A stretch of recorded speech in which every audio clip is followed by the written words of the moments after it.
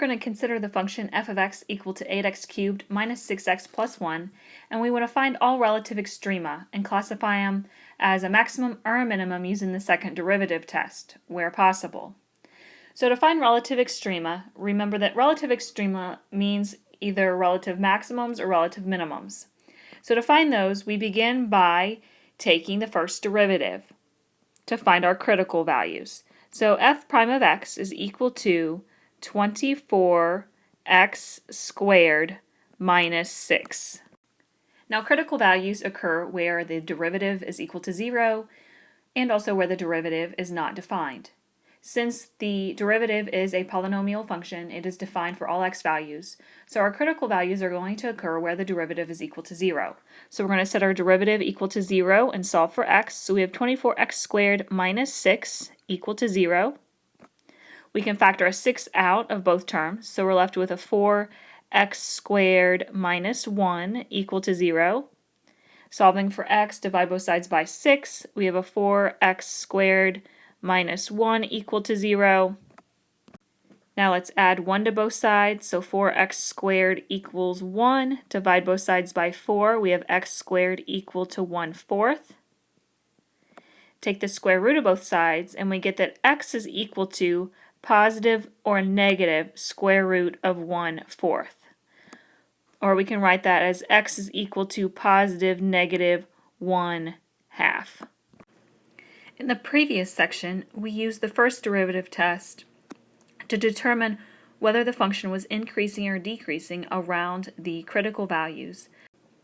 Now that we know more about the second derivative, we can use the second derivative test to determine whether we have a relative maximum or relative minimum at each of these critical values. So we need to find the second derivative, so we're taking the derivative of the first.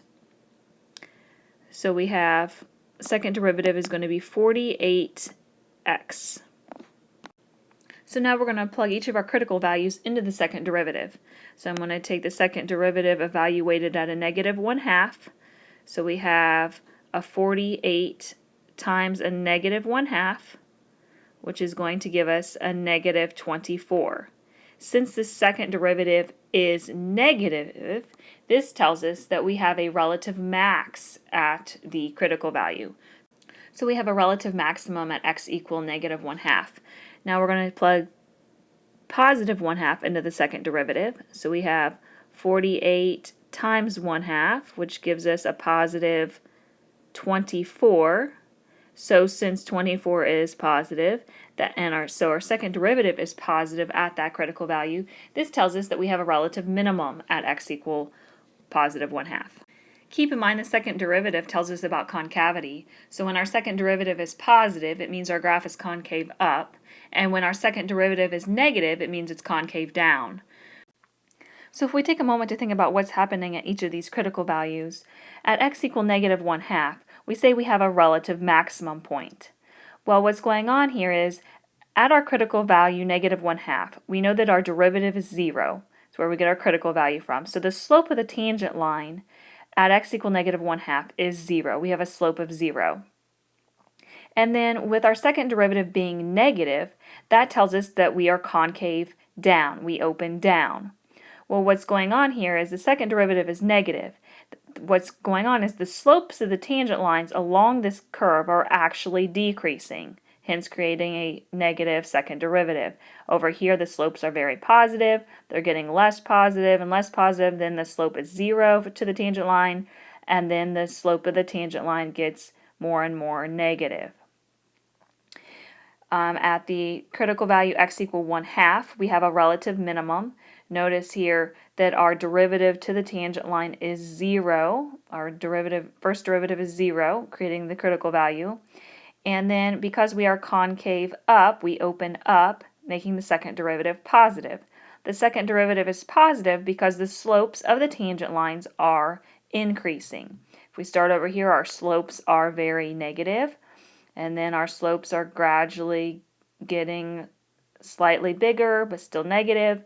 Then the slope of the tangent line is 0, and then the slope becomes positive, positive, and then more positive. So because the slopes of the tangent lines are increasing, our second derivative is positive. So now that we've found where our relative maximum and relative minimum values occur, we have those x values. We need to plug those x values back into our original function to get the actual relative maximum or relative minimum value. So I'm going to take f of a negative 1/2 and plug that into our original function. So we're doing 8 times a negative 1/2 cubed minus 6 times a negative 1/2 plus 1. If we simplify that, we get 3. So our relative maximum value is 3. Now plugging a positive 1/2 into our function to get the relative minimum value, we're doing 8 times 1/2 cubed minus 6 times 1/2 plus 1, and when we simplify, we get a negative 1. So our relative minimum value is a negative 1.